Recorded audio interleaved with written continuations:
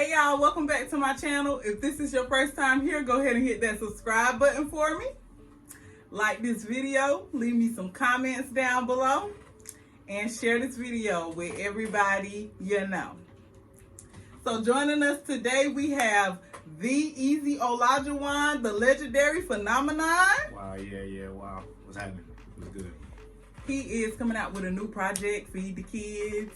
So I'm gonna let him tell y'all a little bit about it. Feed the Kids is a collaborative effort with me and the homie Airborne Audio. He's a producer. We co-produced all the songs. Got 2 collabs with Shaq DeVille, Hero, and Caspian Victoria. You know, just all around solid project. You know what I'm saying? Y'all should be looking forward to listening to it. A lot of vibes. Yeah, go on and check that out. Y'all need to do that. Cause, oh, I forgot to say this. Producer, rapper, singer, writer, the man do it all, okay? Black. It's excellent. We all know. Black excellence. So tell us, why this project? Why now?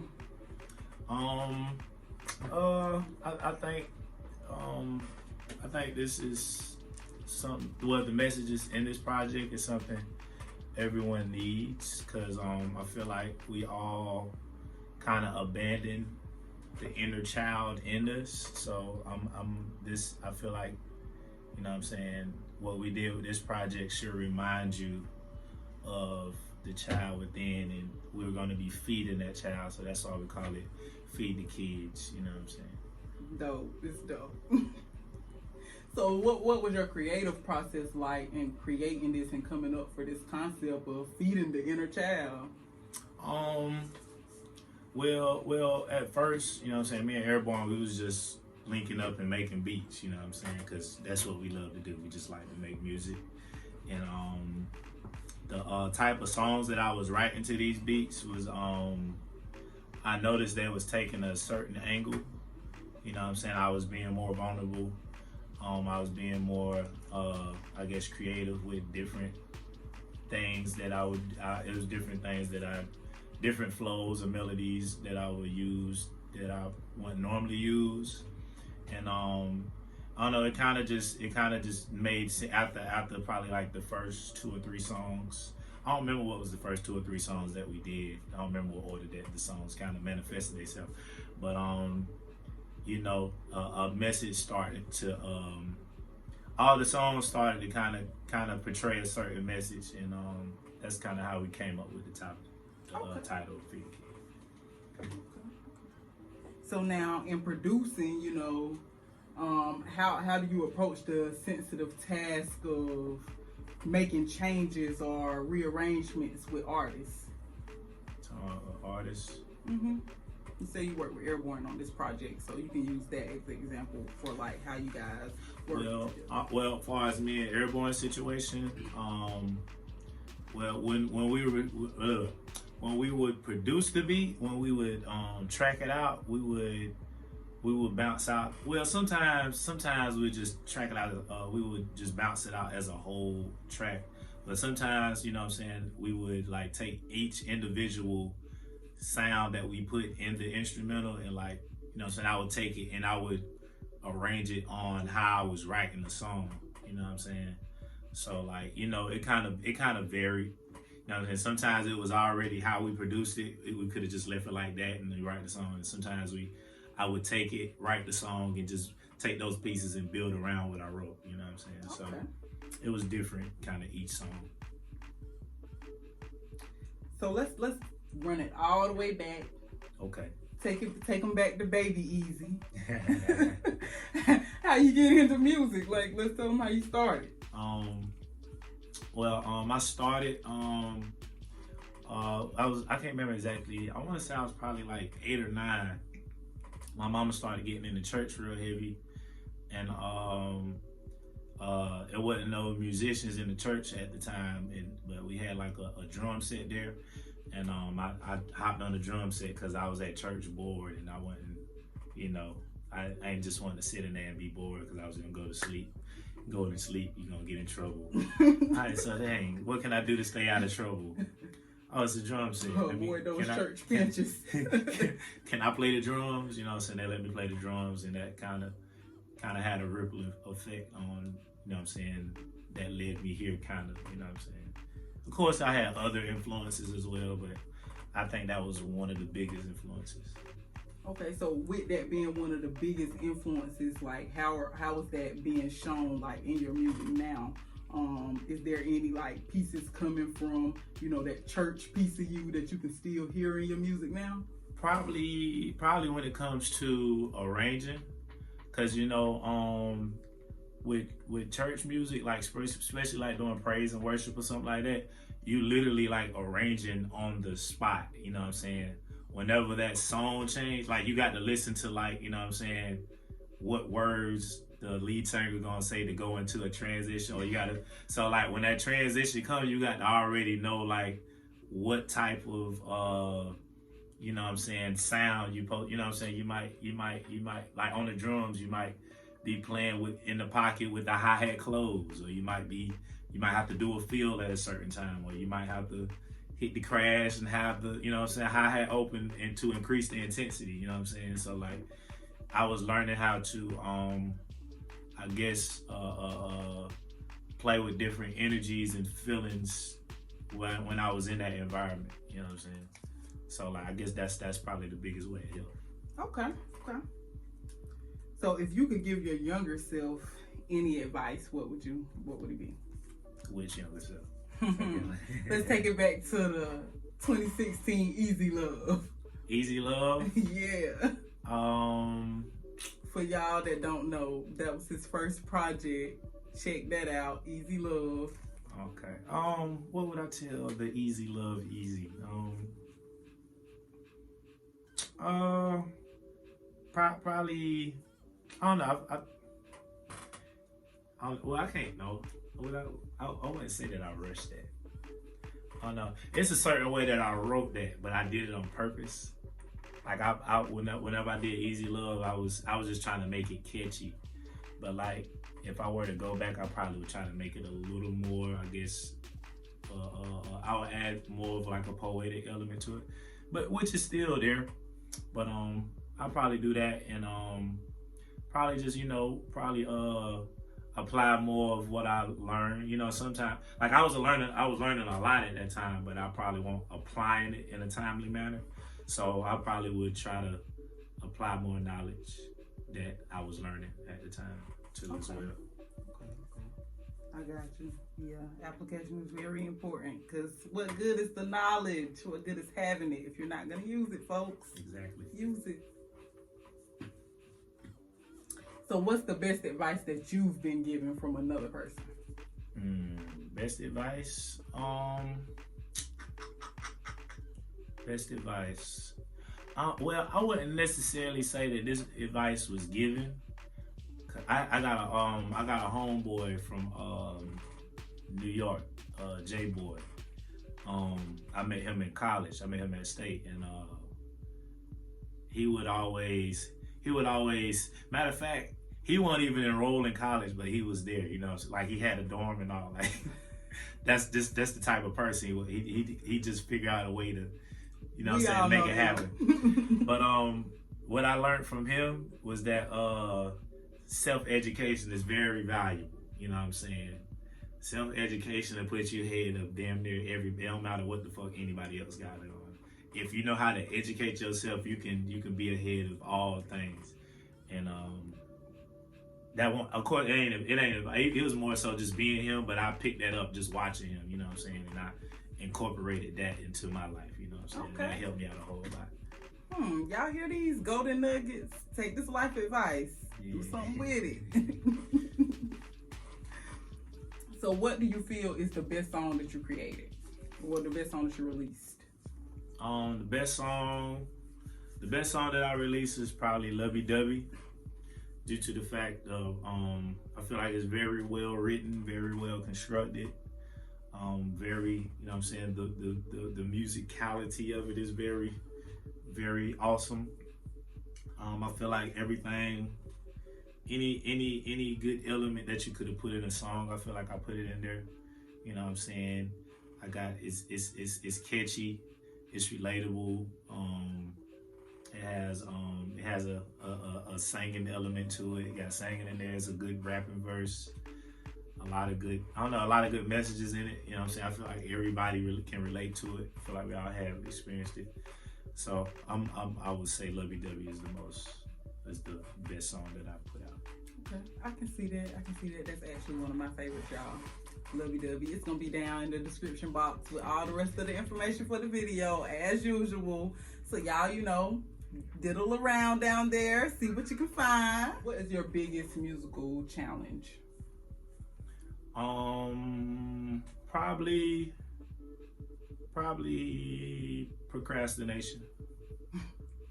Yeah, like even though I know people view me as like very ambitious and hardworking, but I do that to try to offset.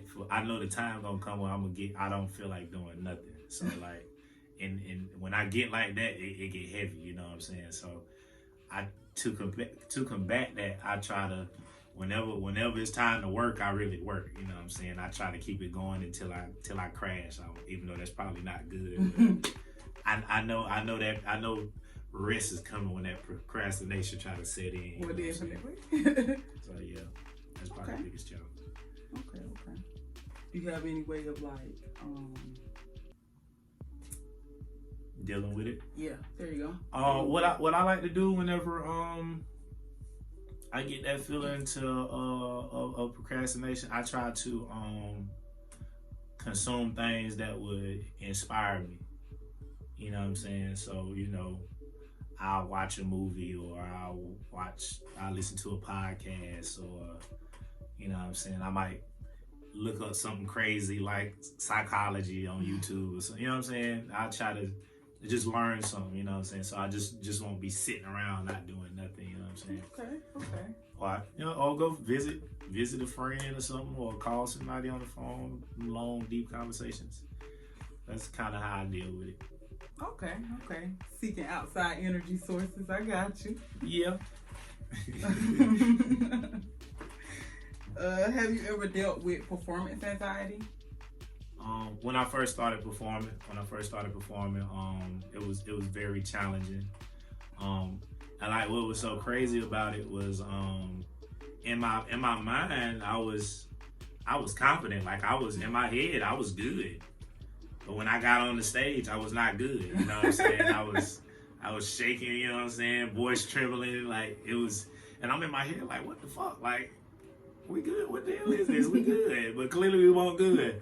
But so I don't know, I basically just had to keep doing it until I got comfortable with it. You know what I'm saying? And I eventually got comfortable with it. Okay.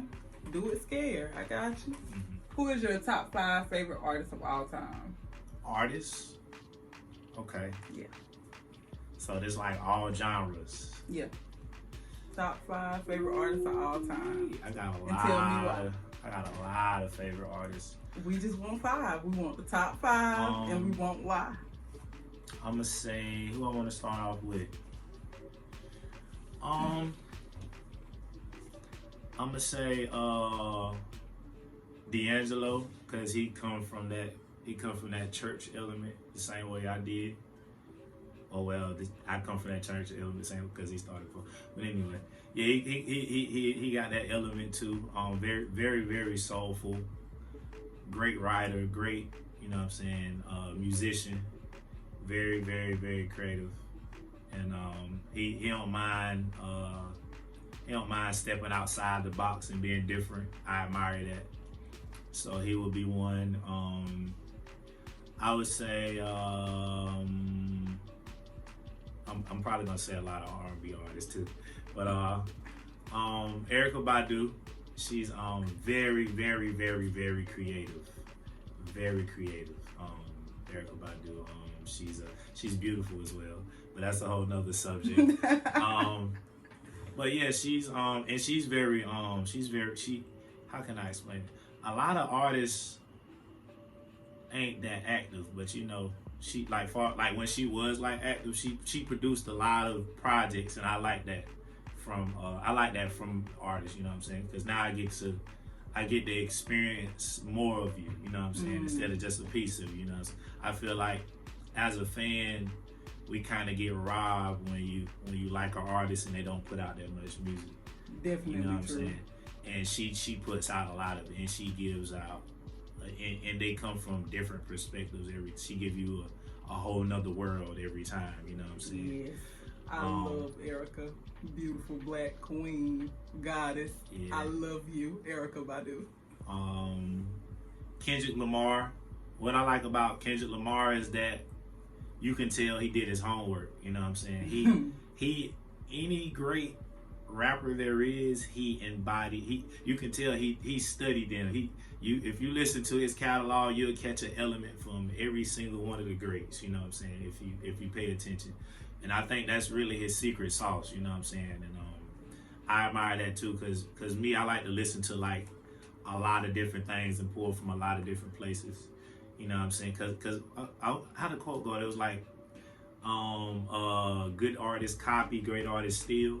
Yeah, and I feel like all great artists kind of embody different elements from other iconic artists as well. He said 5, right? 5. You got 2 more. 2 more. Kanye West, I know, you know what I'm saying? I know he breaks our hearts. You know what I'm saying? You know what I'm saying? Because, you know, he speaks his mind. And all love for Kanye. All love for Kanye. We all don't agree with his mind, but, you know, when it comes to that creativity, he's unmatched. You know what I'm saying? It's unbelievable what he does when you know what I'm saying, when he's in his element. You know what I'm saying? And the thing about I don't know. I feel like in all Kanye's music, it's like he's having fun. I can definitely get that. Yeah, even though you know what I'm saying, he has this blank stare. If you really listen to his music, he sounds like he having fun. You know what I'm saying? You know what I'm saying? Certain lines like I pulled up in my other bed. You know what I'm saying? That's fun. Like that line is fun. You know what I'm saying?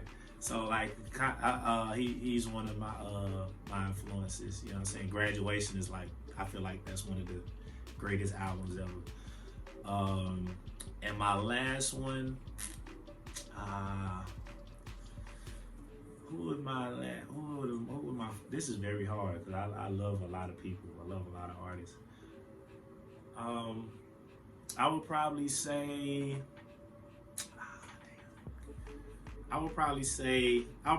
Nas, cause like Nas know how to take you. He not whatever the song is about. He know how to take you there. You know what I'm saying? You know what I'm saying? Telling you the story, you gonna see the whole thing. You gonna see Project Hallways, Bloodstained Floors, Neighbors, keep every baggie that you bring through your doors, lock the top lock. My mama should have come me to the radiator, why not? You know what I'm saying? He take you there, you there, you with him. You know what I'm saying? Every moment, you're right there. Like that's you know what I'm saying? That's a beautiful expression. You know what I'm saying? That's a great expression, and I like the way he expresses himself. You know what I'm saying? So I guess those would be my 5. Okay. So if you could open a show for any artist, who would it be? I don't know. See, I'm not really that picky when it comes like you know what I'm saying. I'll just be happy to perform. But collaborate then. Okay, collaborate. Yeah. Who would I want to collaborate? Damn. Who would I would probably. Who would I want to collaborate with? See, with collaborate, because due to the fact, you know what I'm saying, I'm a producer and an artist, it's kind of like 2 different ways to look at it, a collaboration. So, and I can only pick one. Man, that's a hard question. So, okay, so give me your take on collaboration coming from an artist's point of view. Artist point of view, okay. I probably would want to. I would like to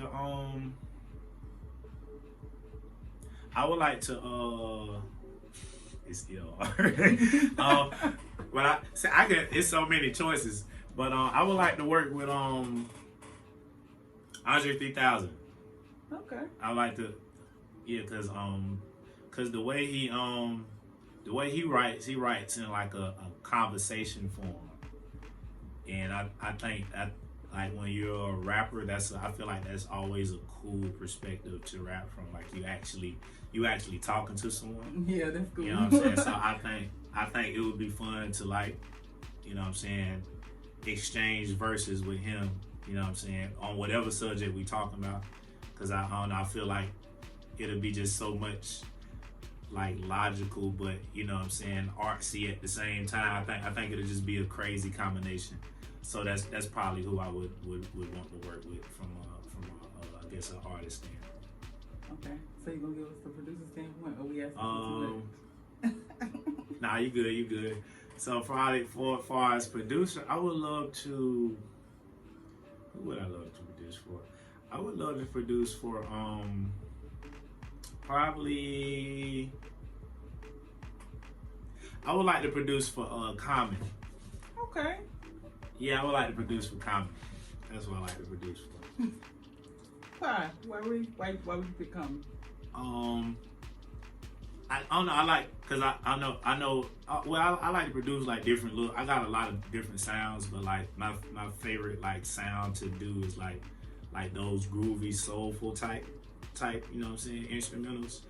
And I know that's his lane all day. He gonna skate through that. You know what I'm saying? I feel like we like if I were to like produce for him, that would be like I feel like that'll be a good match. You know what I'm saying? Okay. Match made in heaven, Common. Come on, where you at? Where you at? So if you could date any other artist, oh yeah, we gonna get all in his business. She asking all the good questions. All in his business. Oh man. If you could date any other artist, who would it be and why? Trying to make me catch a headache. Very good. If I could date an artist, of course it would have. Of course it would have to be a. It's gonna be one of them singers, one of them female singers. Which one? Oh man, we wanna know. And I really like all of them. It would be between. Oh man. You like all on the winter shouldn't feel too special. You a trip. Probably it would be between either her or Ari Lennox. Okay, both beautiful, but Yeah. It'd be I don't know. Cause I don't know. It would be between those two. Her, Ari. And that's probably a bad way to put it. That's probably a terrible way to put it, but I don't know. It's hard to decide. I don't know. You can't choose between the two. I don't know. Torn. Latoya Lucky. Yeah. Okay, so who is the best music producer working in the industry today, in your opinion?